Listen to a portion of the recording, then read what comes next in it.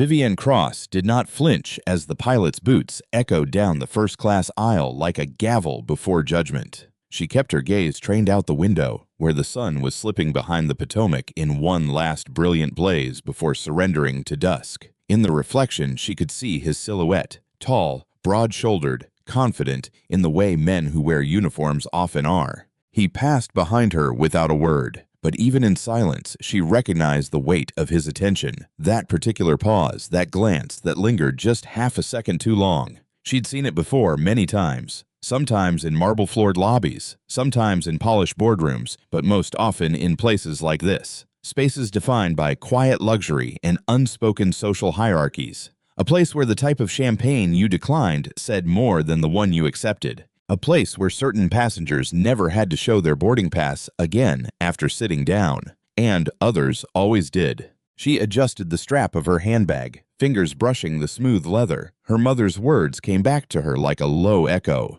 Sometimes it's not what you carry, it's who thinks you shouldn't be carrying it. Her mother, who'd once been denied entry to a maternity ward in Baltimore despite her contractions, all because a receptionist didn't believe she had insurance. That kind of memory gets passed down, not genetically, but cellularly, as if it clings to the bloodstream.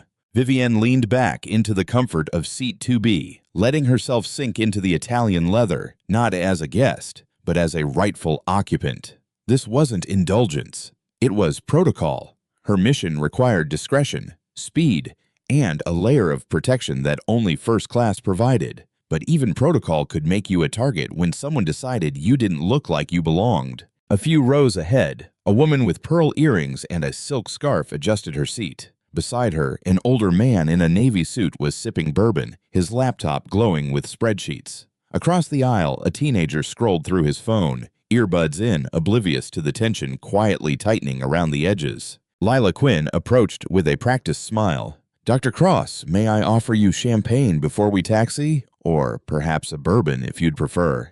Vivienne looked up. Lila's name tag caught the light, subtle and precise. "Sparkling water with lime, please," Vivienne replied, her voice calm but sure.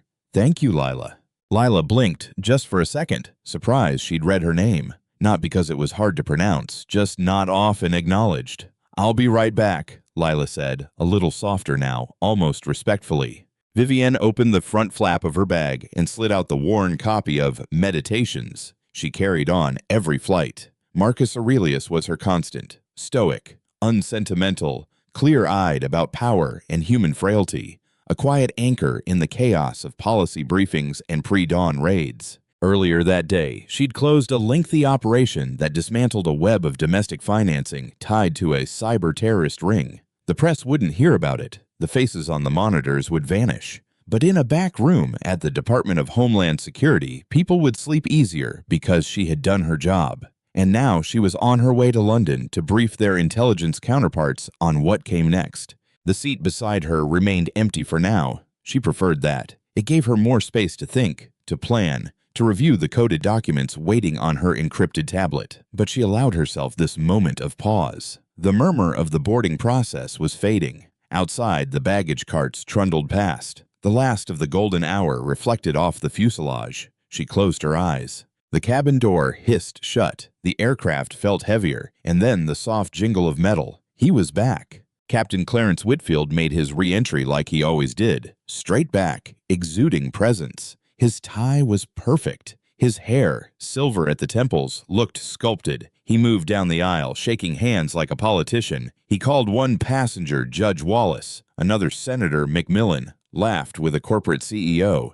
He moved through the first-class cabin as if it were his private club. Then he saw her. Vivienne didn't look up right away. She saw him out of the corner of her eye. How his smile faltered just slightly. How his posture didn't change, but the cadence of his steps did. He passed her, but the glance lingered again, this time with calculation. Young, black, alone. He filed that away. She remained still, controlled. She wasn't going to meet that gaze yet. Not now. When Lila returned with the lime water, Vivienne offered a small smile. Lila looked over her shoulder as if to check whether she was being watched, then said in a hush, "Let me know if you need anything else." "I will," Vivienne said, her voice steady. "Thank you again."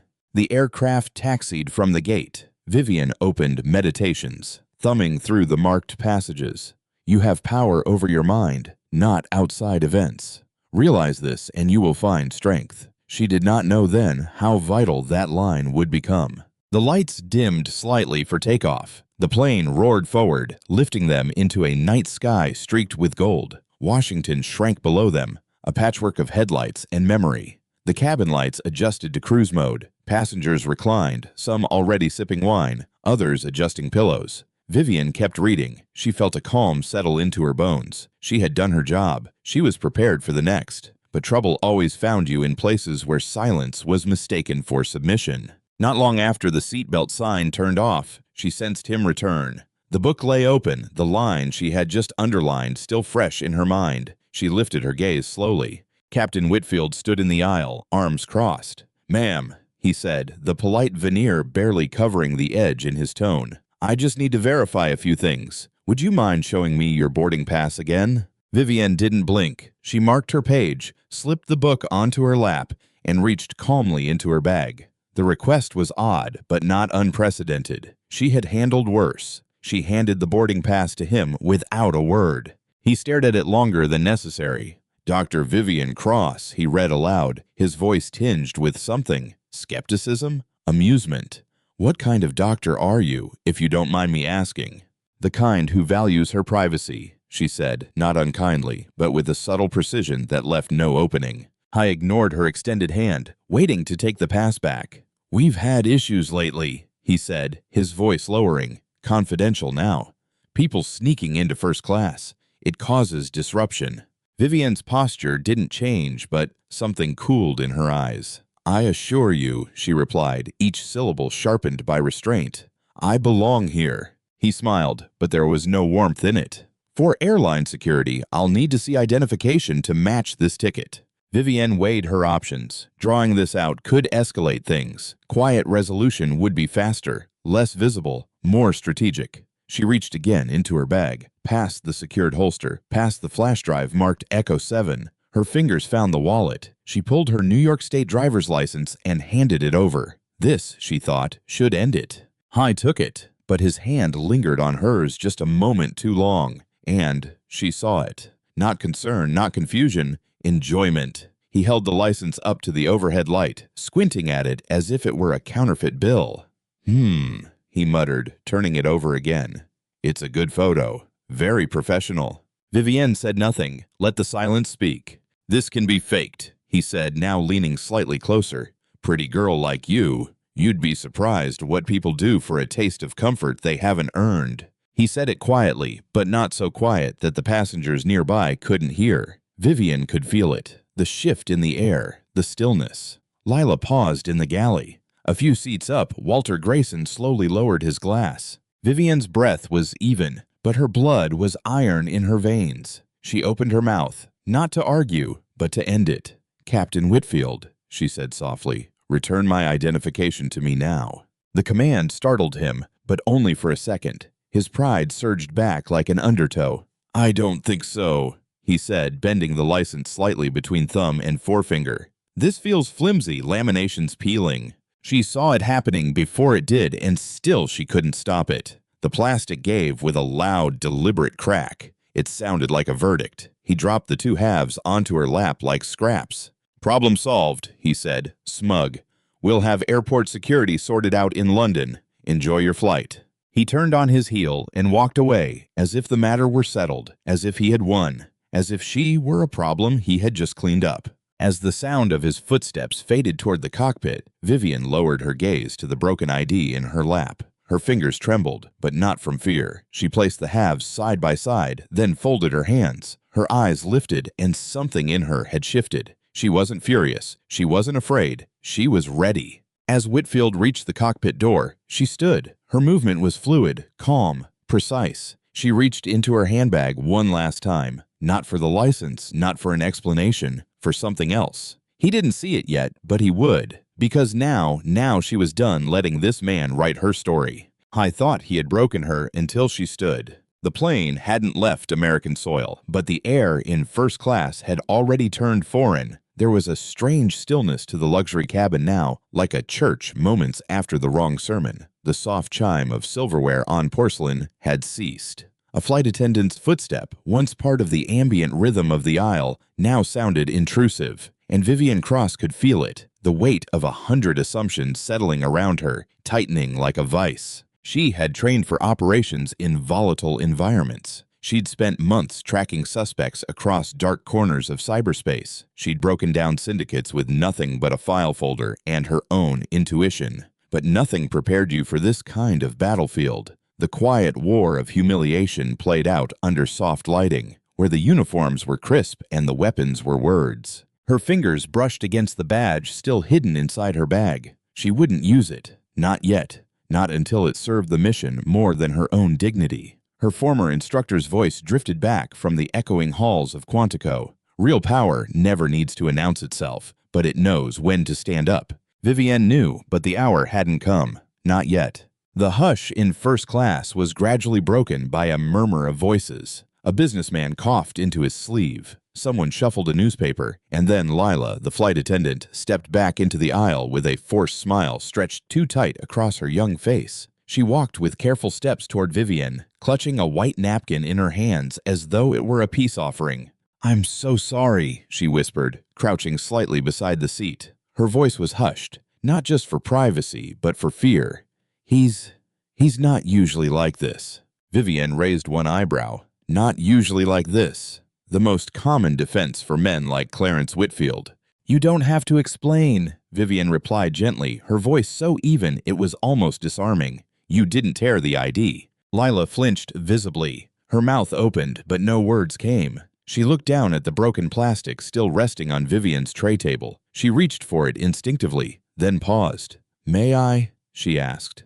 Vivienne nodded. Lila placed the halves into an empty air sickness bag, then sealed it with slow, deliberate fingers, as if handling something sacred or radioactive. Vivienne took the bag and slipped it silently into her handbag. Up front, the cockpit door was ajar. Clarence Whitfield's voice echoed faintly as he joked with someone over the radio. You would never have guessed what had just taken place moments earlier. That's the thing about men like him. They left bruises no one could see. Vivienne turned her attention back to her book, her fingers resting lightly on the pages. But the words blurred. The truth was she wasn't reading. She was calculating. The plane had leveled at cruising altitude. Outside the window, darkness now covered the ocean like a heavy shroud. Below, tens of thousands of feet down, there was nothing but water and cold. Above, stars blinked, indifferent. The quiet shattered again when Whitfield reemerged. She hadn't expected it. No one had. He came striding back into the cabin with the same arrogant posture, as if the cockpit hadn't been closed, as if he hadn't done anything that warranted a second thought. Vivienne felt her spine go rigid. He stopped at her seat again, a small, tight smile on his lips, the kind you'd give to someone you thought you'd already beaten. "I need to check something else," he said like it was nothing. "Just a quick confirmation." Vivienne looked up from her book, blinking once. "I believe you've confirmed quite enough for one flight." He chuckled. "It's just that your name came up on our internal manifest. We've had issues in the past with people buying first-class tickets using reward points under someone else's credentials. You'd be amazed." His tone was smooth, almost casual. Vivienne didn't answer. She waited. That made him nervous. Just enough. The silence drew attention. A few passengers looked up. Walter Grayson, seated in 3A, adjusted his glasses. He said nothing, but his gaze lingered. "Tell you what," Whitfield continued, "we'll just clear this up once and for all. Why don't you tell me what you really do, Miss Cross?" She met his eyes and saw it. The real motivation, not protocol, not safety, not even curiosity, just the desire to corner her in public, to unravel the composure that she wore so tightly. Vivienne smiled, not warmly, but with something harder underneath. "I file reports," she said coolly. "Long bureaucratic reports. You wouldn't be interested." Whitfield didn't like that. His jaw tensed. "Well, I'm responsible for the safety of every soul on this plane. And that means... Then you might want to spend more time in the cockpit," she said, her voice suddenly sharp, "instead of harassing a passenger who's done nothing wrong." The word harassing hung in the air like a warning shot. Lila froze in the galley. her hands half lifted toward a tray. Grayson exhaled softly through his nose. Whitfield's face flushed. "You know," he said, the smile now completely gone, "a pretty face and a confident tone can only get you so far." Vivien's blood chilled. He leaned in slightly, voice lowering to a whisper not meant for the others, yet meant to wound. "People can dress up, act the part, but at cruising altitude, there's nowhere to hide who you really are." Vivienne let the words hit, let them echo, but they didn't break anything. If anything, they cemented the truth. He wasn't trying to protect the cabin. He was trying to defend his illusion of control, and she was the threat he couldn't name aloud. Vivienne slowly closed her book. Whitfield saw that as a win. He began to pivot back toward the cockpit, ready to claim victory. And then came the voice. Not hers, not Lila's, but Walter Grayson's. "Captain Whitfield." Whitfield turned, blinking, caught off guard. "Yes," he said, tone suddenly cautious. "Sit down," Grayson said quietly. "You're making a fool of yourself." The words weren't shouted. They didn't need to be. Every head turned. Grayson folded his arms. He didn't look at Vivienne. Didn't need to. The gesture was for her, but it wasn't about her. It was about a man in power misusing it in front of witnesses. "I'll handle my cabin," Whitfield replied, voice tighter now. "No," Grayson said. "You'll go back to the cockpit and let the crew do their job." Whitfield's lips moved like he was about to say something else, something sharp.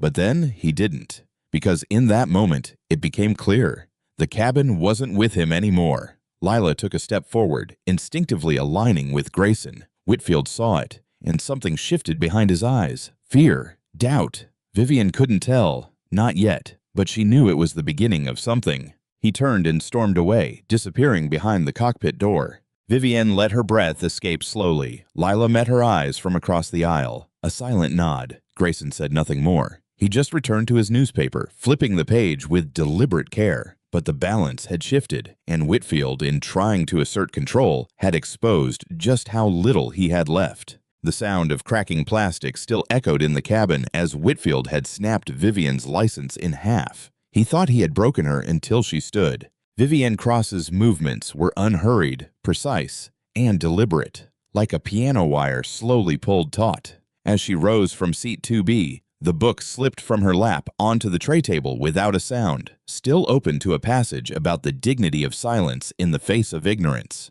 The noise in the first-class cabin had long since faded. Now every passenger watched her, frozen mid-breath, as if the air itself were waiting to see what she would do. She didn't look at Captain Whitfield, not at first. He had just returned to the cockpit, closing the door behind him with an air of self-satisfaction, as though dropping the curtain on a show only he had directed. Vivienne's gaze was focused straight ahead, her posture calm, composed, unbothered. But the storm inside her was razor-sharp. Her left hand reached into the designer handbag at her feet, not with panic, not with haste, but with control born from 1,000 hours of training. No one moved. Even the faint rustle of the overhead vents seemed to pause as her fingers found the familiar edge of the leather case tucked between a lip gloss and a travel-sized bottle of ibuprofen. Lila Quinn stood near the galley, frozen in place, her eyes wide with a nervous tension that only deepened when Vivienne withdrew a small black case the size of a wallet and held it in her open palm.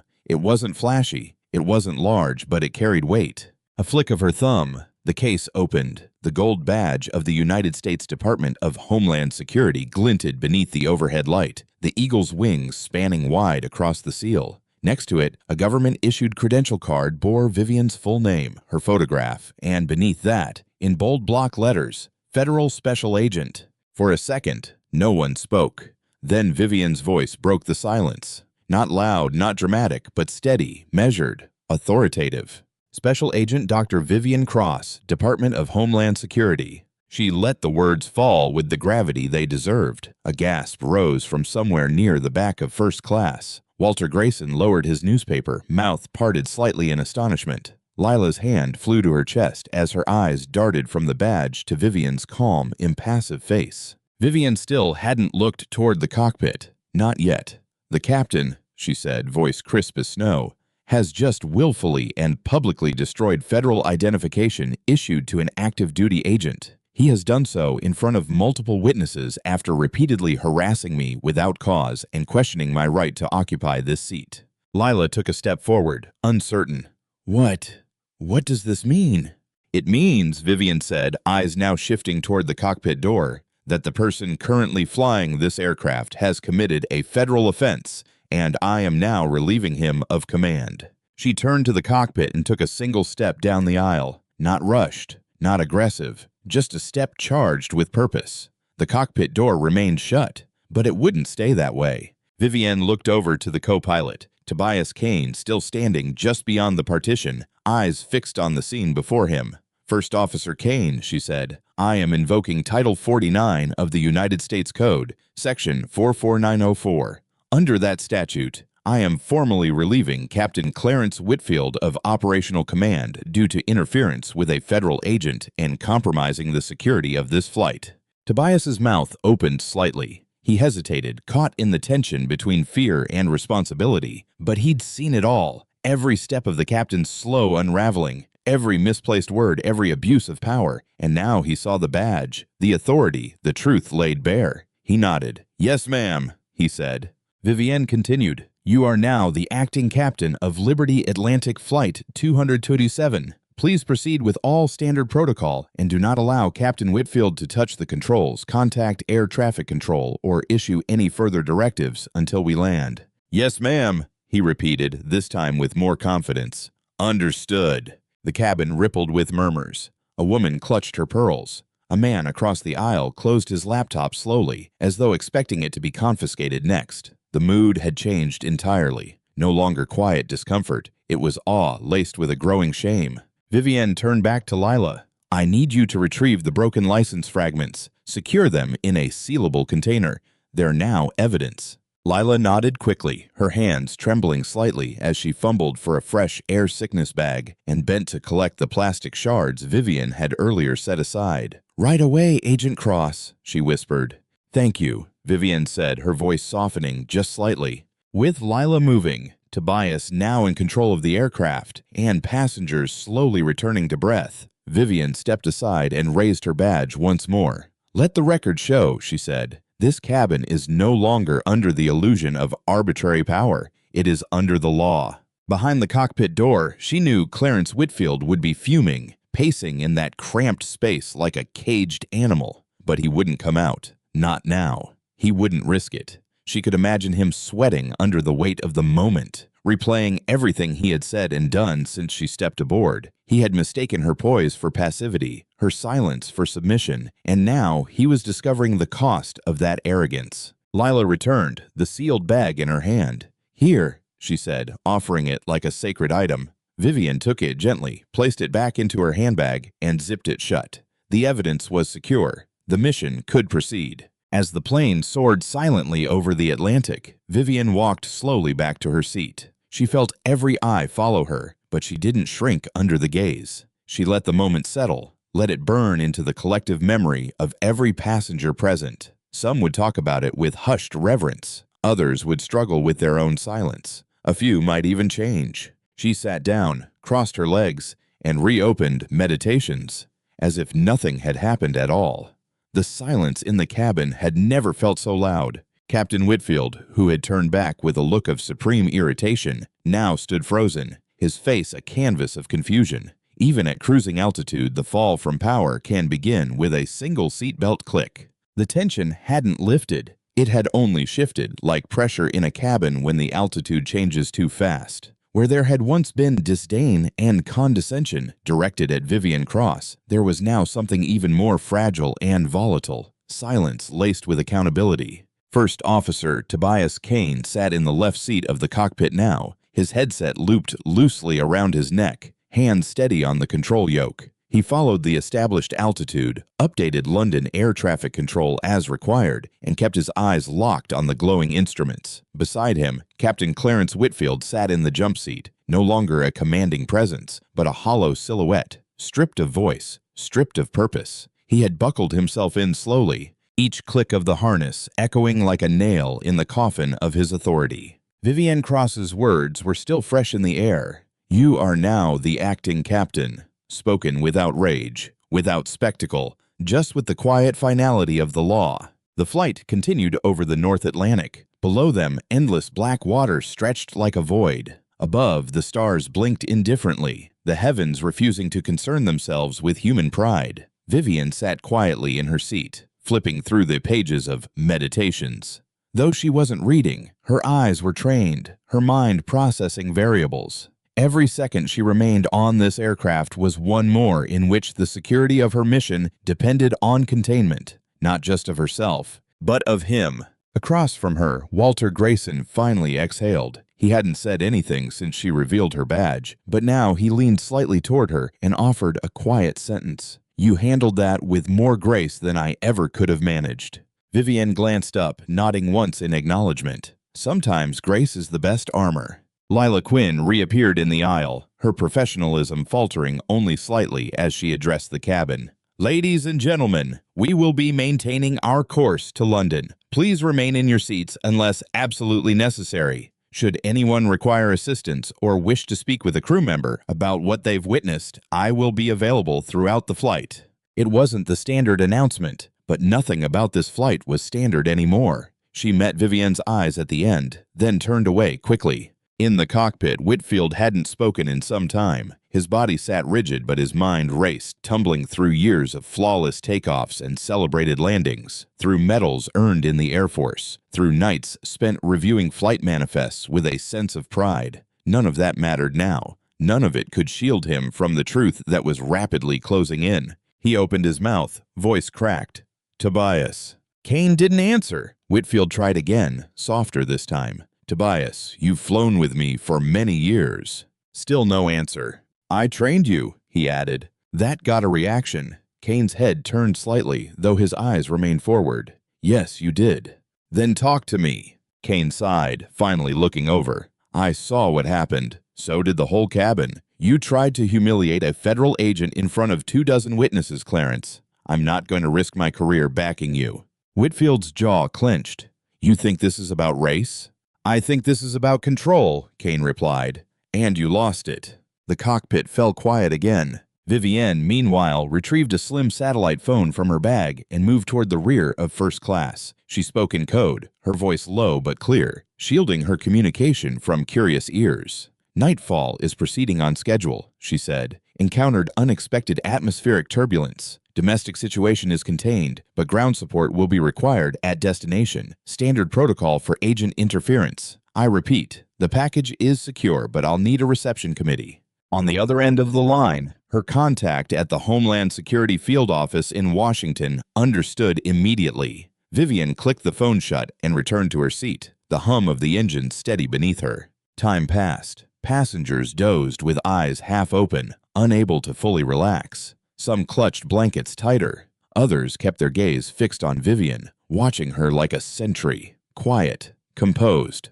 unmistakably in command. Lila approached again with a tray. "Would you like something warm, Agent Cross? We have chicken or lentil stew tonight." Vivian shook her head. "I'm fine, thank you.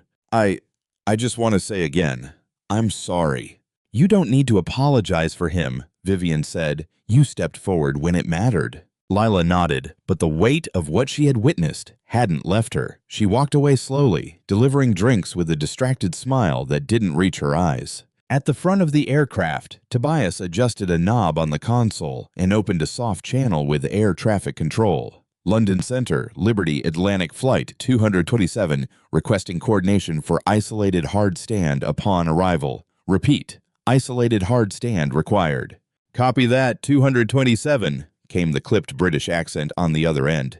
"Any additional support needed?" "Confirm law enforcement presence at gate. Notify customs. This is an internal protocol incident."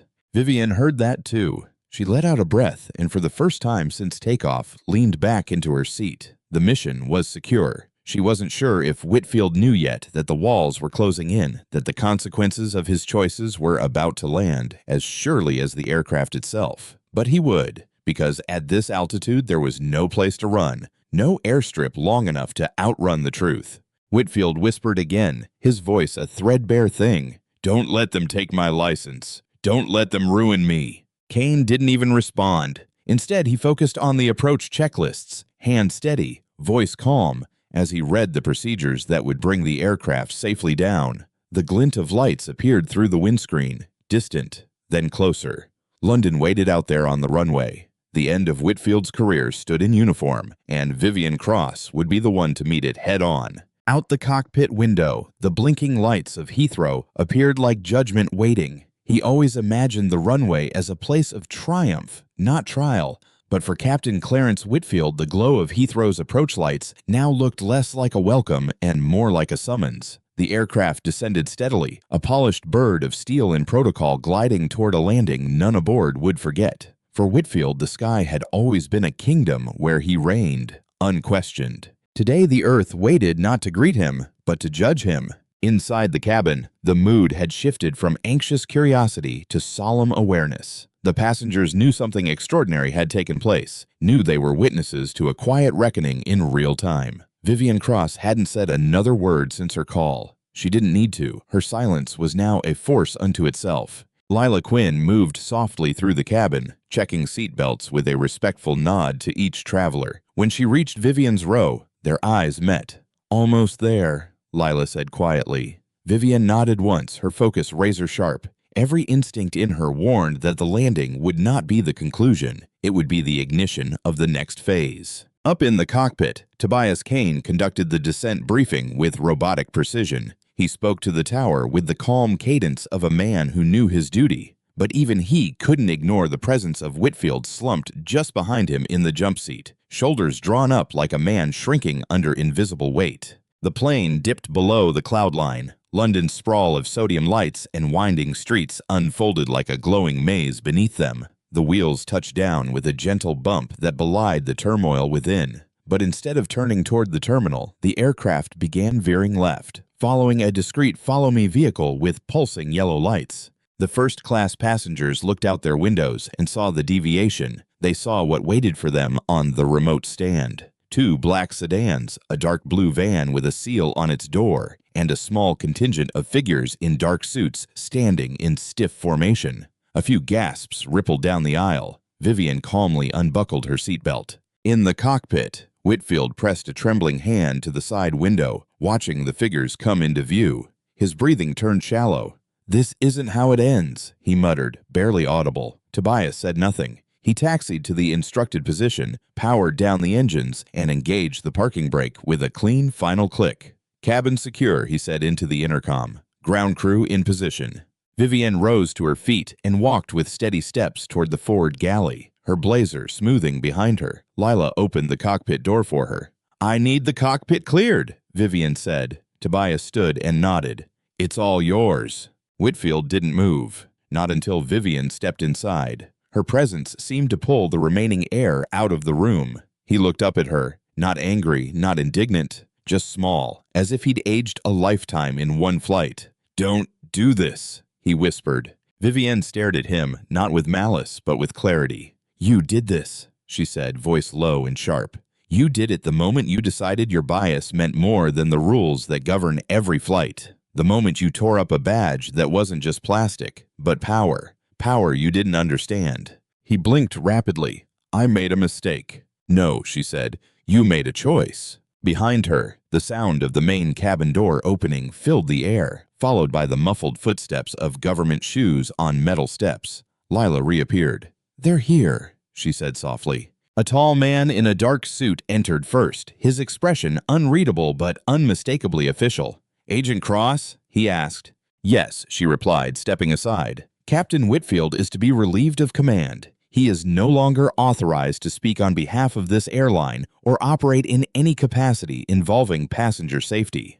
2 more officials stepped in behind, one with a badge clipped to his lapel, the other holding a thin folder. Vivian turned to Whitfield one final time. "Exit the aircraft quietly," she said. "No handcuffs. That comes later." He stared at her, his lips twitching with something close to denial, but no words came. The officials moved in, one gently tapped Whitfield's elbow. "Sir."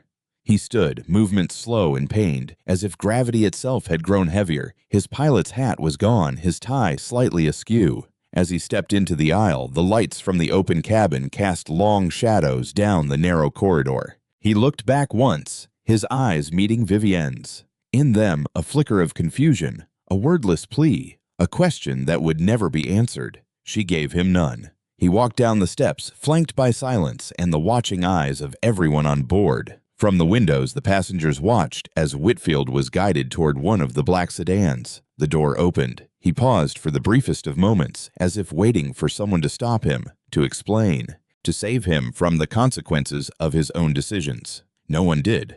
The door shut with a cold final thud. Inside the cabin, Vivian turned to Lila. "Begin passenger disembarkation. This flight is now closed." Lila nodded and moved swiftly. The image of Whitfield disappearing into the back of that sedan would remain imprinted on the minds of all who watched, not because he was dragged or shackled, but because he was left standing alone.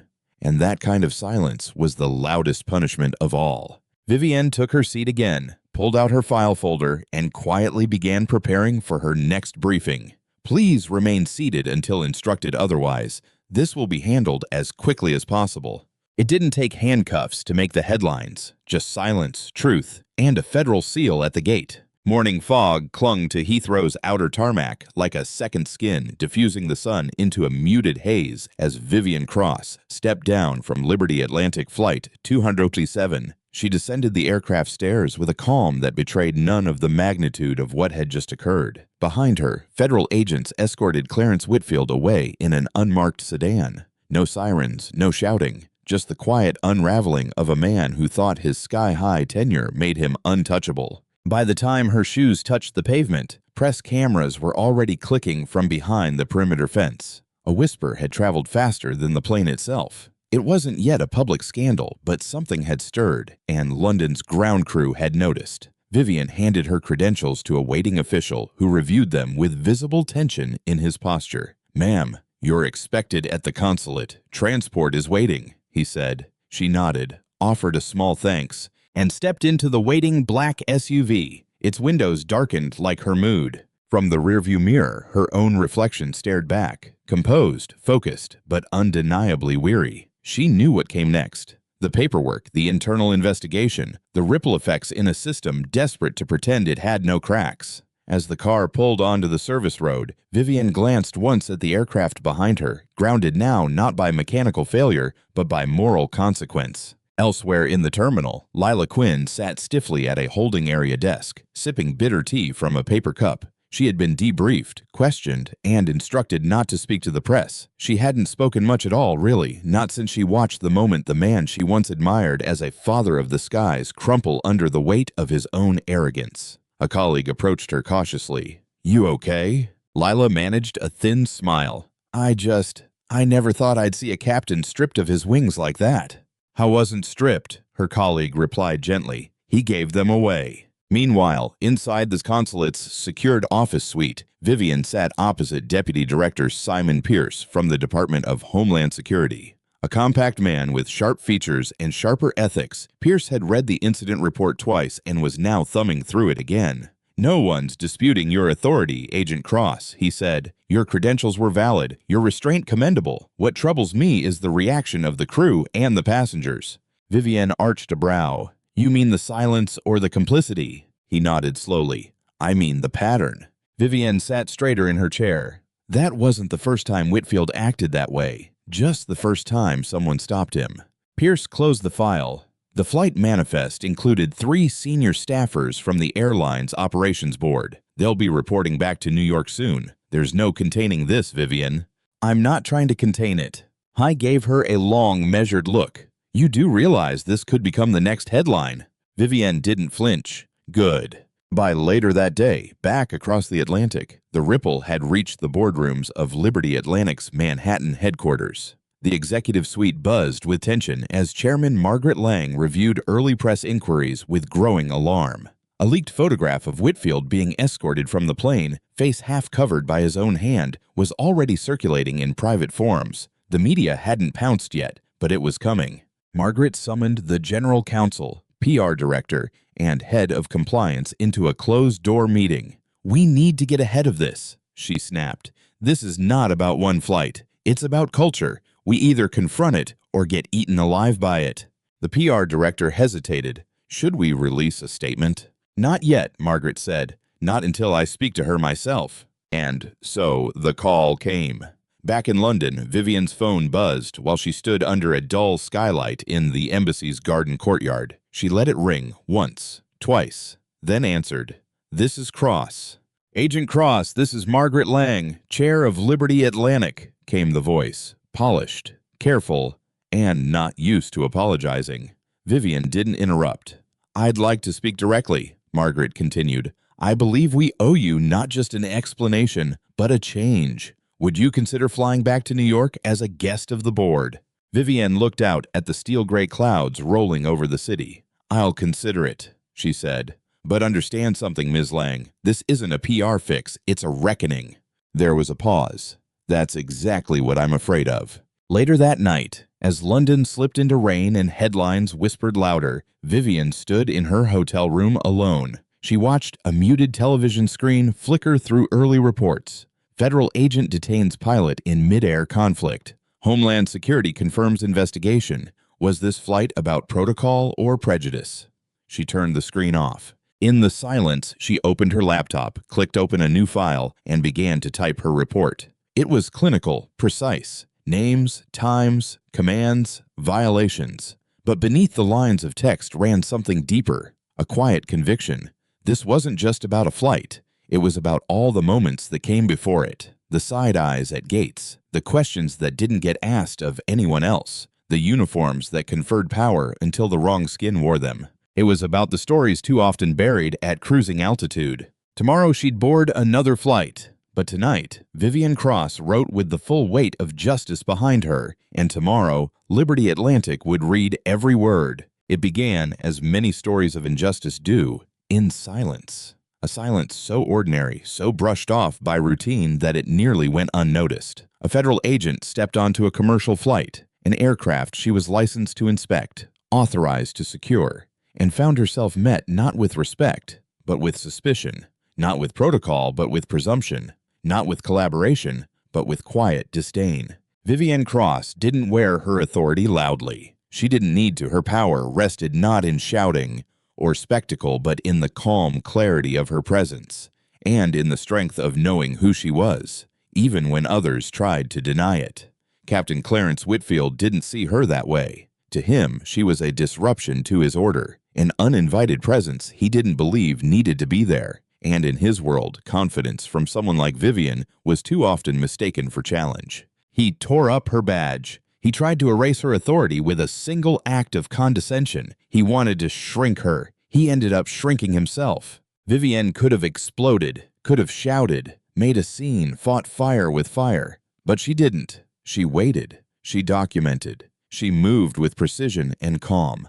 That was her strength, not just in her position, but in her restraint. And in that quiet power, she revealed something far more uncomfortable than rage. She revealed the system, the culture, the complicity, the way institutions protect the familiar face of authority, even when it turns ugly. She wasn't alone. Lila Quinn, the young flight attendant who once admired Whitfield, stood at a crossroads of conscience. She could have ignored the moment, could have averted her eyes. Instead, she stood beside truth, not with grand speeches, but with subtle defiance, letting the truth unfold, letting decency take the lead. Lila chose to protect dignity over tradition, and that choice echoed far beyond her own role. Passengers watched, unsure at first, but they remembered. The silence they kept on that flight would later turn into questions. Why didn't they act sooner? Why did it take a federal badge to wake them up to the casual erosion of respect that happened right before their eyes? Whitfield was removed,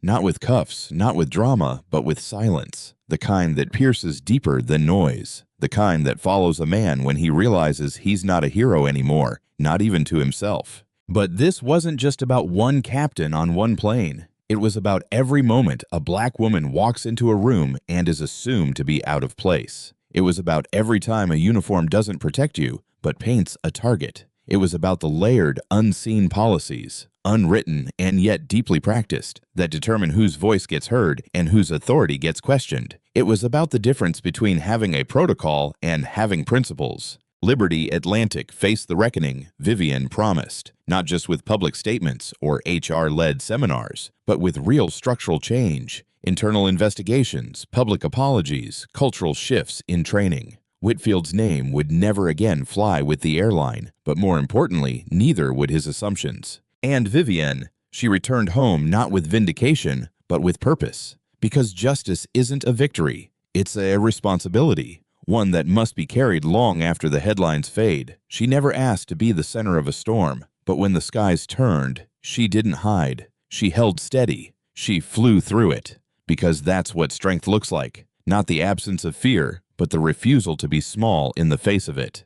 To the older Americans who hear this story and remember how many times they were told to sit down, be quiet, wait their turn, you already know what Vivienne knew. Sometimes dignity is the loudest form of resistance. To the bystanders who once stayed quiet, let this be your invitation to speak. To the allies who already are, thank you. The journey is long, but justice walks because you walk with it. And to those still sitting in positions of comfort, ignoring the culture around them, know this. Change doesn't knock politely. Sometimes it boards your plane and rewrites your flight plan. The heart of this story beats with one clear truth. Respect isn't granted by position. It is measured by how you treat those whose power you underestimate. In the end, the uniform didn't make Whitfield, and it didn't make Vivienne either. Character did, and her kind of character, it flies higher. If you felt the weight of this story, if you believe dignity matters more than status, then leave a number 1 in the comments.